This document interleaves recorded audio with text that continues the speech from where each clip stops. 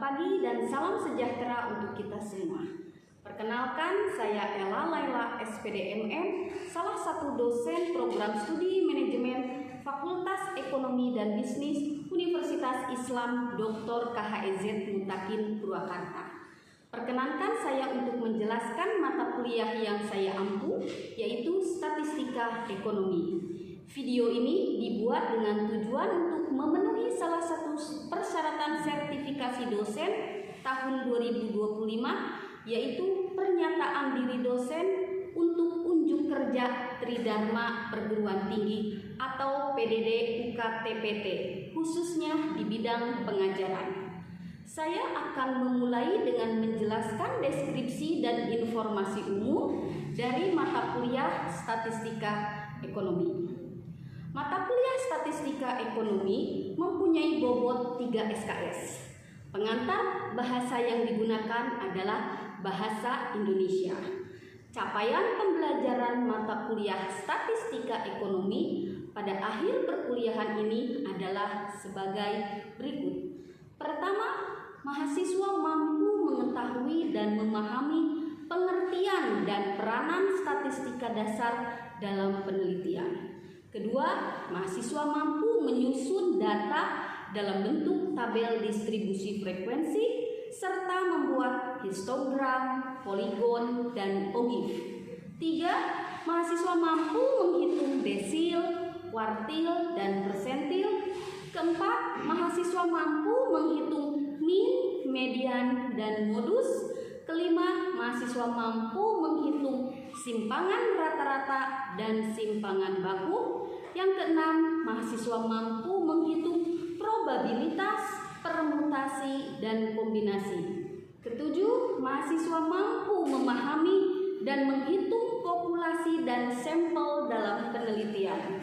Kedelapan, mahasiswa mampu mengerti dan memahami konsep dasar hipotesis penelitian. Dan yang terakhir, yang kesembilan, mahasiswa mampu menghitung koefisien korelasi dan regresi.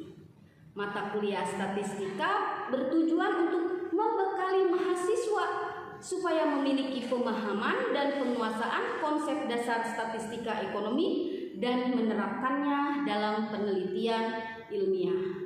Pada mata kuliah ini akan membahas tentang pertama, ruang lingkup statistika ekonomi, kedua, pengumpulan dan pengolahan data, ketiga, tabel distribusi frekuensi, keempat, histogram, poligon, dan ogif, kelima, ukuran penempatan yaitu kuartil, desil, dan persentil, keenam, ukuran pemusatan yaitu min, median, dan modus, ketujuh, ukuran penyimpangan yaitu simpangan rata-rata dan simpangan baku, kedelapan, probabilitas, permutasi, dan kombinasi, kesembilan, populasi dan sampel penelitian, ke-10 hipotesis penelitian, dan yang terakhir yang ke-11 analisis, korelasi, dan regresi.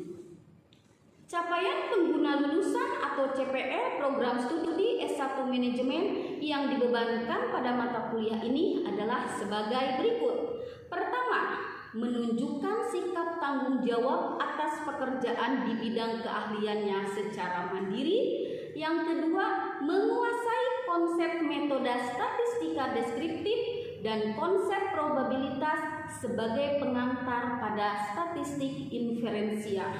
Yang ketiga, mampu menerapkan pemikiran logis, kritis, sistematis, dan inovatif dalam konteks pengembangan atau implementasi ilmu pengetahuan dan teknologi yang memperhatikan dan menerapkan nilai humaniora yang sesuai dengan bidang keahliannya.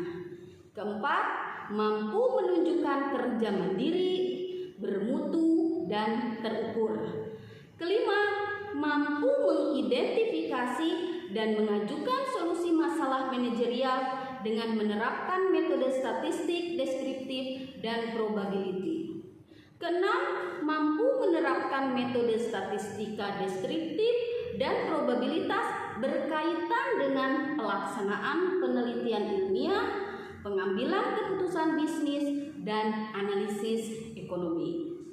Referensi yang digunakan dalam mata kuliah Statistika Ekonomi adalah yang pertama, buku pengantar statistika untuk penelitian, pendidikan, sosial, komunikasi, ekonomi, dan bisnis.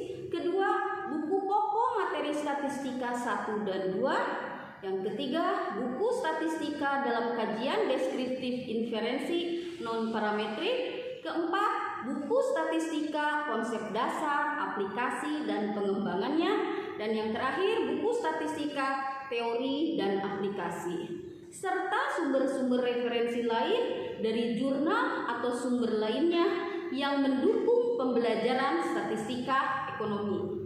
Sistem pembelajaran dalam mata kuliah Statistika Ekonomi dilaksanakan secara sinkronus dengan menggunakan metode pembelajaran aktif yang mengutamakan keaktifan mahasiswa dalam proses pembelajarannya, seperti ceramah materi, pemberian soal dalam bentuk studi kasus, diskusi baik mandiri maupun kelompok, observasi dan wawancara ketika pengumpulan data, observasi populasi dan penelitian, begitu juga dengan sampel penelitian, merumuskan hipotesis terhadap variabel yang diteliti.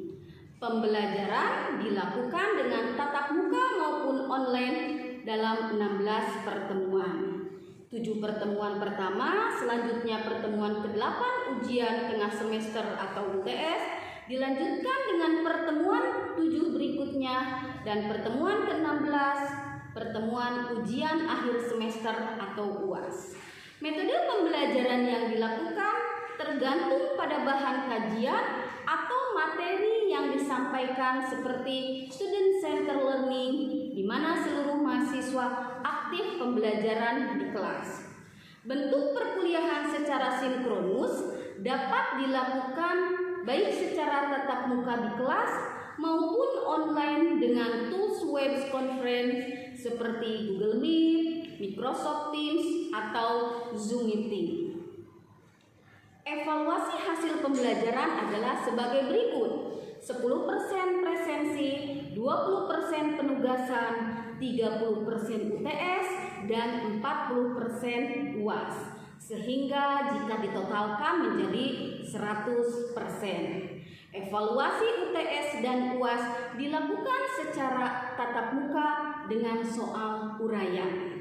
Demikian informasi yang bisa saya sampaikan mengenai mata kuliah Statistika Ekonomi untuk mahasiswa manajemen semester 2 Fakultas Ekonomi Bisnis Universitas Dr. KHEZ Butakin Purwakarta. Untuk contoh proses pembelajaran di kelas, silahkan menyaksikan video pembelajaran berikut. Selamat menyaksikan.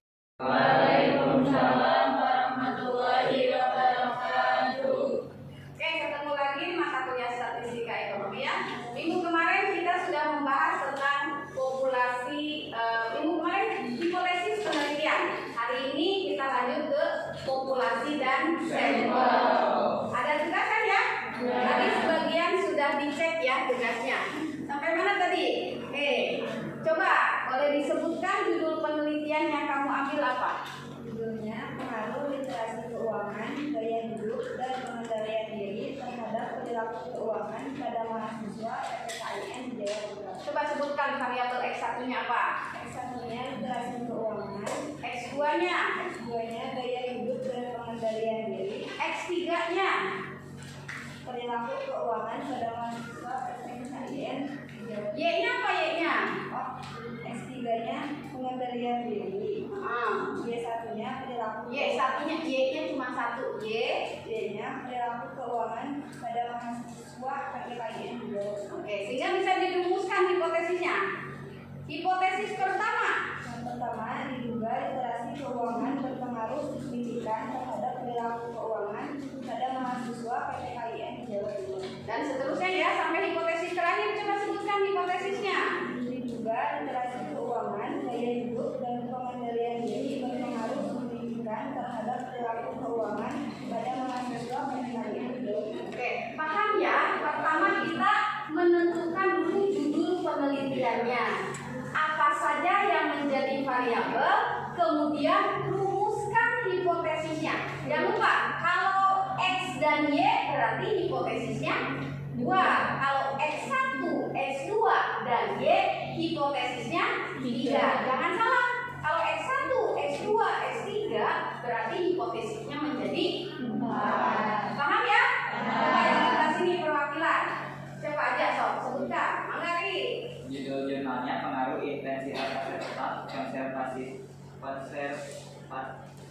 konservatisme akuntansi, pertumbuhan penjualan terhadap penghindaran pajak. Penghindaran pajak. Iya. Mangga sebutkan X1-nya apa? X1-nya intensitas aset tetap, X2-nya Sebentar, sedikit-sedikit. X1, intensitas aset tetap, oke. X2-nya, konservatisme akuntansi, iya. X3-nya, pertumbuhan penjualan, pertumbuhan penjualan. Y-nya penghindaran pajak. Berarti X-nya 3. Iya. Hipotesisnya jadi berapa? Oke. Yang pertama X terhadap X1 terhadap Y, X2 terhadap Y, X3 terhadap Y. Hipotesis terakhir X1, X2, X3 terhadap Y. Paham ya semuanya ya? Bu nggak usah lanjut satu-satu ya, sudah mewakili. Berarti keseluruhan ini mengerjakan tugas ya? Iya. Ini bagian dari pembelajaran. Konsep penelitian itu merumuskan hipotesis, ya, diduga. Sebelum kita menyebarkan kuesioner, kita harus buat dugaan sementara. Benar nggak nih? Biasanya dibuktikan dengan prasurvei. Prasurvei itu ada di bab 1, ya, di pendahuluan nih. Gimana nih? Kira-kira penelitian kita bisa masuk nggak ke tempat lokus penelitian kita? Benar nggak ada masalah? Kita buatkan prasurvei. Namanya pra berarti sebelum yang sesungguhnya. Nah, sebelum yang sesungguhnya buat praduga dulu, yaitu konsepnya hipotesis. Sudah ya, semua materi hipotesis sudah disampaikan? Oke. Sekarang kita masuk ke populasi dan sampel. Oke. Siapa yang bisa menerangkan atau maksud dari populasi itu apa? Yuk, yang kita aktif. Maka yang belakang bisa mencontohkan apa itu populasi. Siapa aja? Kenapa? Banyaknya penduduk. Oke, itu populasi secara umum. Kalau dalam penelitian, populasi itu artinya apa? Populasi. Dulu ibu mencontohkan, kalau mau membuat sebuah penelitian, pengibaratannya seperti kita membuat sambal dalam sebuah cobek. Ketika kita akan merasakan sambal tersebut, hanya cukup mengambil sejumput dari sambal tersebut, sudah mewakili rasa dari sambal itu. Jadi bisa digambarkan bahwa populasi adalah kumpulan kelompok atau individu, teruskan mangga, yang akan menjadi objek sebuah penelitian. Tadi yang pertama di mana? Di PT apa? KI atau apa? KIN. Itu berarti orang-orang yang kerja di PT KIN yang akan diteliti. Nah, apa tadi? Populasinya di mana? Di Yogyakarta. Dia meneliti tentang sebagaimana minat menabung, pengaruh temannya, pengaruh uang sakunya, seperti itu. Berarti penduduk yang ada di sekitar Yogyakarta, di mana tempat peneliti itu berada, bisa jadi di tempat lain. Itu namanya populasi. Oke, kalau menurut para ahli, populasi itu mulai dari Sugiono nih biasanya. Sugiono menyatakan bahwa populasi adalah wilayah generalisasi yang terdiri dari objek atau subjek yang menjadi kuantitas dan karakteristik tertentu yang ditetapkan oleh peneliti untuk dipelajari dan kemudian ditarik kesimpulannya.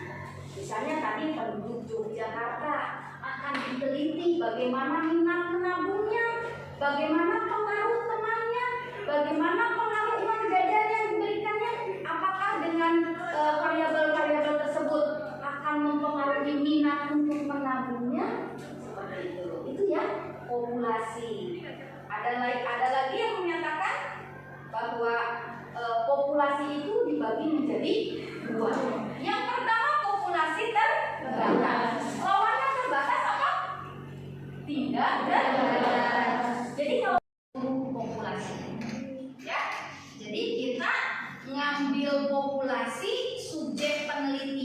kemudian ditarik berapa yang akan kita ambil datanya, baru kita olah. Setelah diolah, menghasilkan informasi yang dapat disimpulkan. Kalau kita meneliti guru di sebuah sekolah swasta di Purwakarta misalnya, dari situ kita bisa meneliti gimana hubungan personal, interpersonal antar guru. Kalau guru dengan baik, maka komunikasi juga mudah diciptakan, ya kan? Ya. Dimanapun kalau kita bisa berkomunikasi dengan baik, semuanya akan ringan kita ketika mengerjakan sesuatu. Jadi itu bisa dijadikan suatu penelitian, komunikasi interpersonal, dan RPS, rencana pembelajaran siswanya itu sekarang guru tugas administrasinya di luar jam mengajar. Nah itu yang harus bisa dibagi waktunya antara administrasi dengan pembelajaran di kelas. Itu dua sisi yang tidak bisa dilepaskan. Di satu sisi dia harus memberikan informasi, sharing ilmu kepada siswanya. Di sisi lain dia juga mempunyai kewajiban untuk menuntaskan segala pelaporan yang ditugaskan oleh guru tersebut. Nah itu akan mempengaruhi kinerja guru. Ngerti arahnya kemana? Paham ya? Jadi populasinya itu dianalisis untuk ditarik kesimpulan, dan kesimpulan itu berlaku untuk seluruh populasi. Tapi tidak seluruh kelas akuntansi ini diambil sampel, tetapi ada yang diambil secara acak, diambil secara proporsi. Semester 2, 4, 6 misalnya yang akan diteliti. Kelas pagi reguler, kelas reguler 1, reguler 2 itu berbeda. Tidak seluruh populasi harus dijadikan sampel, ya seperti itu. Untuk mencari informasi dari bahan yang akan diteliti, kita juga harus menentukan siapa yang akan menjadi populasi dari penelitian kita. Oke, kita lanjut. Nah ini dalam pelaksanaan penelitian, walaupun tersedia populasi yang terbatas dan homogen, ada kalanya peneliti tidak melakukan pengumpulan data secara populasi, tetapi mengambil sebagian dari populasi yang dianggap mewakili populasi atau secara representatif. Seperti tadi saya terangkan ya, tidak seluruh mahasiswa harus dijadikan sampel sebuah populasi. Hal ini berdasarkan pertimbangan logis seperti kepraktisan, keterbatasan biaya, waktu, tenaga, dan lain-lain. Bayang kalau semua gempor, butuh waktu berapa lama kita untuk menghasilkan informasi tersebut, sehingga akhirnya kita tidak bisa menyimpulkan permasalahan dari apa yang akan kita teliti. Paham ya? Oke. Nah ini sampel sekarang. Menurut Suharsini Aripunto menyatakan bahwa sampel penelitian adalah sebagian dari populasi yang diambil sebagai sumber data dan dapat mewakili seluruh populasi. Itu ya, kayak tadi kita ngerasain sambal, harus dihabisin tuh satu cobek, yang ada sakit perut nanti. Ya, oke, gitu ya. Nah, ini beberapa keuntungan menggunakan sampel. Boleh ditutup aja nanti. Waktu, uang, dan tenaga. Lebih teliti dan cermat dalam pengumpulan data, penelitian lebih efektif. Bisa dilanjut? Bisa. Oke, teknik pengambilan sampel nih. Ada probability sampling dan ada non-probability sampling. Probability sampling, teknik sampling untuk memberikan peluang yang sama pada setiap anggota populasi untuk dipilih menjadi sampel. Kalau non-probability sampling, yaitu teknik sampling yang tidak memberikan kesempatan pada setiap anggota populasi untuk dijadikan sampel. Probability sampling ada 4, non-probability sampling ada 6. Ya, probability. Mendengar kata probability yang terlintas dalam pikiran kita apa? Probability. Ayo. Probability. Poin dilempar. Peluang. Ya, selain ada yang bisa menyebutkan selain peluang, probability itu apa? Bukan keuntungan, probabilitas. Profitabilitas. Ya. Peluang di Indonesia kan selain peluang, probability artinya apa? Bukan. Kemungkinan.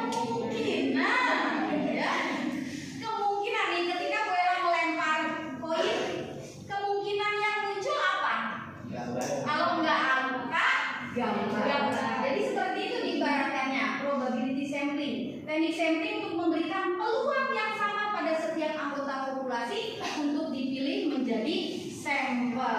Kalau non-probability teknik sampling yang tidak memberikan kesempatan pada setiap anggota populasi untuk dijadikan sampel. Jadi langsung ditunjuk, ada yang berdasarkan area. Kalau probability sampling itu ada 4. Ya, ada random sampling. Sering kita dengar kata apa? Random banget tuh orang. Sering kan ya?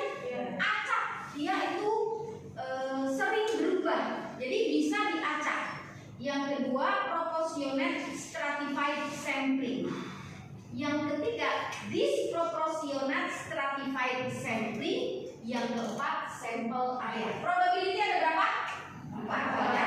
Probability itu ada 4. Simple random sampling, proportionate stratified random sampling, disproportionate stratified random sampling, yang keempat area sampling. Oke, ada 4 ya? Oke, karena keterbatasan apa tadi? Populasi harus disingkat, keterbatasan waktu. Ini Bu Ella juga terbatas waktunya buat orang ini. Jadi ini ada oleh-oleh di depan. Ya, kalian cari apa itu? Untuk pertemuan materi hipotesis penelitian dan informasi dan sumber cukup sampai di sini ya. Jangan lupa tugasnya tadi sampling, probability samplingnya dikerjakan, resumenya ada 4. Yang pertama apa tadi? Sampling random. Yang kedua proportionate stratified sampling. Yang ketiga disproportionate stratified sampling. Dan yang keempat area sampling. Ingat ya, kerjakan di rumah, buatkan resumenya. Untuk yang 6 tidak usah diresum. Oke, cukup untuk pertemuan hari ini. Insya Allah minggu depan kita lanjut ke materi analisis korelasi produk umum. Mudah-mudahan semuanya sehat ya. Assalamualaikum warahmatullahi wabarakatuh. Demikian deskripsi singkat cuplikan proses pembelajaran dari mata kuliah Statistika Ekonomi yang saya ampuh. Semoga dapat memberikan gambaran mengenai kinerja pengajaran yang saya lakukan, khususnya di mata kuliah Statistika Ekonomi Manajemen Fakultas Ekonomi dan Bisnis Universitas Islam Dr. KHEZ Mutakin Purwakarta. Saya mengucapkan terima kasih pada seluruh tim panitia dan penilai sertifikasi dosen 2025, khususnya dari Direktorat Sumber Daya Dirjen Dikti dan Ristek Kemendikbudristek Indonesia. Tidak lupa juga saya mengucapkan terima kasih kepada Universitas Islam Dr. KHEZ Mutakin Purwakarta Fakultas Ekonomi dan Bisnis, rekan sejawat dosen dan rekan-rekan mahasiswa. Demikian yang dapat saya sampaikan. Atas semua kekurangan dari saya mohon maaf sebesar-besarnya. Wabillahi taufiq wal hidayah. Wassalamualaikum warahmatullahi wabarakatuh.